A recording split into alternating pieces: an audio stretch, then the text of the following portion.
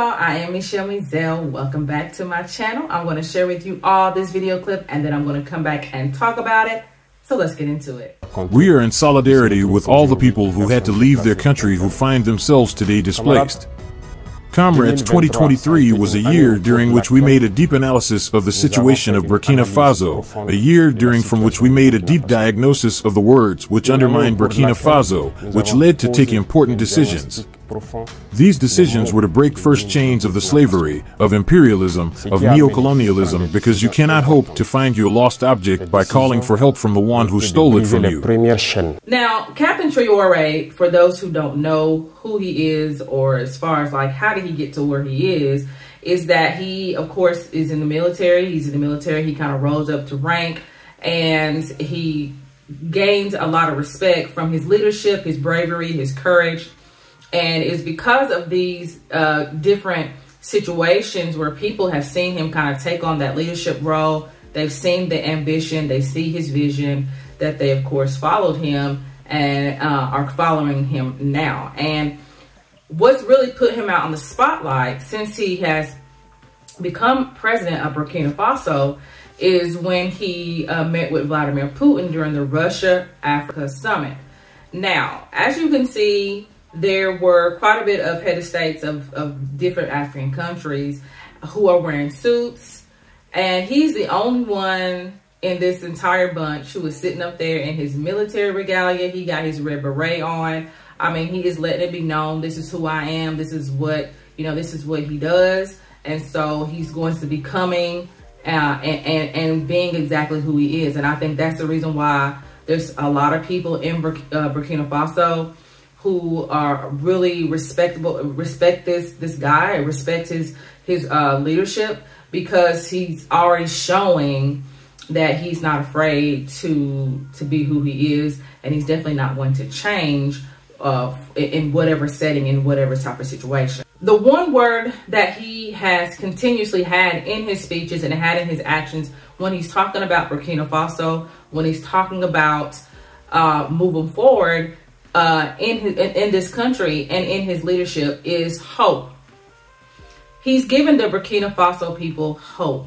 The hope that things would get better, that things would change, that things would improve. And the way he feels like that should happen is to cut ties with all colonial powers. And of course, with Burkina Faso, it would be French. It would be France. France is of course the country that colonized them. And when you start looking at all these different countries of Africa, and you see that they were colonized by various European nations due to the Berlin Conference, you would see that a lot of these countries are still suffering from colonial powers. Even though they are independent, the colonizers are still there. Their presence are still there. When the Berlin Conference happened, the Europeans literally forced these African countries to change their political system, to change the way they did things, to change the way they thought, to change the direction of the country, to put people together that weren't supposed to be there, to adopt languages. I mean, they did whatever they could to force their way into these countries and basically kind of did away with all the foundations and the fabrics of these countries. And unfortunately, it's still there. The remnants of the colonial powers are still in these countries.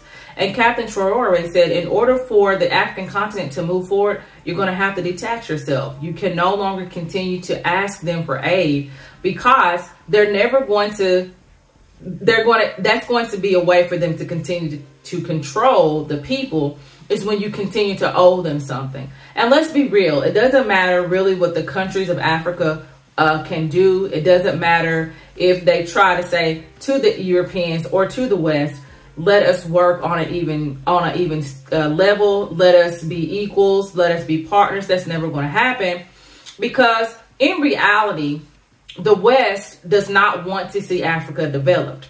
The West and the Europeans are not doing anything to develop the African countries. They're not doing anything to develop the African continent. They don't want it to be developed because they want to continue to have easy access to the resources. Now, it is true that partly due to the underdevelopment is failed leadership in these countries of Africa, where you have leaders that literally is looking out for self. They're not looking out for the people. They're not looking out for the country. So if you talk to a lot of people from the African countries, they will tell you that, yes, failed leadership is definitely partly to do with the underdevelopedness of the African continent. But the other side of it is, of course, colonialism. Colonialism really left nothing behind for these African countries. And they're still, you know, taking and taking and taking and not putting anything into these countries. And the only reason why you have the West and the Europeans that's coming in that are trying to now make amends, trying to act like that they're trying to do good, trying to act like they really want a partnership with these African leaders and the people on the African continent, is because they feel like they're about to lose something. They know that there is an uprising that's going on in these countries of Africa. They know it's only a matter of time before it becomes a point where, you know, all the leaders are going to be acting like Captain Traore, as far as y'all need to leave out of here. If you're not giving anything, which you never are, you need to leave.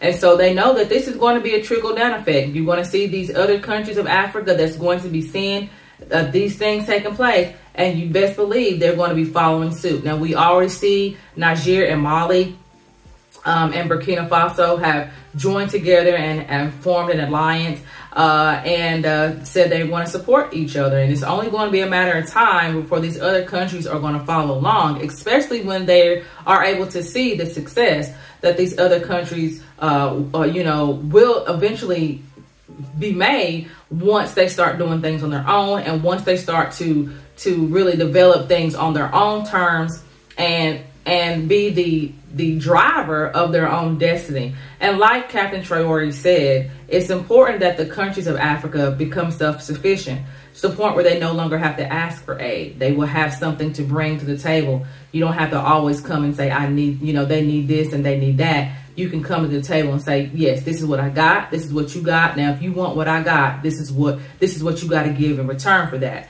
And so that's basically where the African continent ultimately will be. They will be able to sit equally at the table. But in order for that to happen, some ties have to be broken, because you cannot grow when people are constantly trying to control you and trying to overpower you and not allowing you that room to do what you need to do. So the question is, what can African Americans, seeing all of this take place, what as African Americans can we gain from what's going on? Is it going to be an effect on us as far as that what's going on in these African countries? Is this something to be concerned about? Like, where do African Americans fit in? Where do African diasporans fit in? And let me break it down to you this way.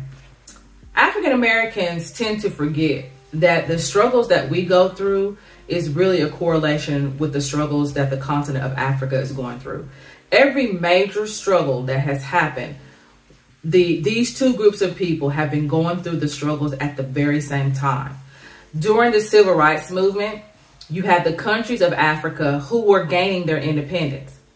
And it is through that struggle and through the civil rights struggle that you have these leaders coming together, uniting and trying to figure out, you know what, we see that we're both experiencing these struggles together, and it's due to pretty much the same type of situation. So how can then you help each other? How can you help each other in these different situations? And they were able to see similarities between the struggles of the people on the African continent and African Americans. And they were able to sit down and say, okay, how can we move forward? And so you had that struggle going on. During the transatlantic slave trade, again, there were struggles going on there. You had, colonization also happening in these African countries, just like you had, when the slaves got to the United States of America, they were also, again, being colonized. Even though they were in the United States of America, they still was going through that. They still were losing their languages. They were losing their identities. They were losing their culture, and they were forced to have to learn a new language, forced to change their name, forced to forget about their culture. And so you have these same things happening even during the transatlantic slave trade, even during slavery days. You still had a correlation there. And now we are still having correlations between our struggles. You have these countries in Africa who are literally breaking away from the colonial powers. They have had enough. They can see that you're not there for our good. You're not there for our gain. You're not there to make sure that we rise. You are there to control. You are there to make sure that we don't rise. You're making sure that they're always going to have to rely on the colonial powers. They can see that happening. And you have these intellectual African leaders that are coming together, and they are coming up with ways to free these African countries from these powers that be. And so you see that uprising happening. And guess what? There's an uprising also happening in Africa, in African Americans. The African Americans are also going through an uprising right now. The election is coming up, 2024. What always happens when election year come up? That's when the politicians all of a sudden care about the black community. They now care about black people. They care about black voters. You see them all in the black neighborhoods, and they trying to act like they really, really want to do something for black people. And every election year, black people get all gung-ho. We get all, oh, this is what they're going to do. This is what they're going to do. And then they get elected. We elect, put these people in office, and they end up doing absolutely nothing for the black community. We have seen this time and time and time again. And people know what happens when black people don't vote. When black people don't vote, people don't get in. That's what happens. And I think that is the correlation as well. The people on the African continent, they're seeing the power of Africa. They know the power of the African continent, and they know what's going to happen if they cut off these resources from the world. What's going to happen to the world? They are beginning to see that, yes, the resources here are very rich. People want these resources. And since that's the case, then you should be giving us something tangible in order for you to use it, in order for you to be able to use it. And that's the same type of situation that's going on with African Americans. African Americans are beginning to see that the vote of the black voters is very powerful. And that's what people are trying to keep black people from knowing, and keep the people on the African continent of knowing the power of the African people and the power of African Americans. Once everybody as a whole on all that global scale understands the power and actually starts working together, that's where the change is going to start. And we see that happening again in the United States of America right now. African Americans are tired of broken promises, and a lot of them are leaving the Democratic Party. And it's not like they're going to the Republican Party, not like they're becoming Republican. They just said, we're flat out, they're flat out and just not voting, because they see that it's not beneficial to them whatsoever. Now, if you know anything, you saw what happened in 2017. Black people didn't go out and vote at all. And of course, Trump got into office. And so people see that. They saw that. The people, the powers that be in the United States of America, they saw that.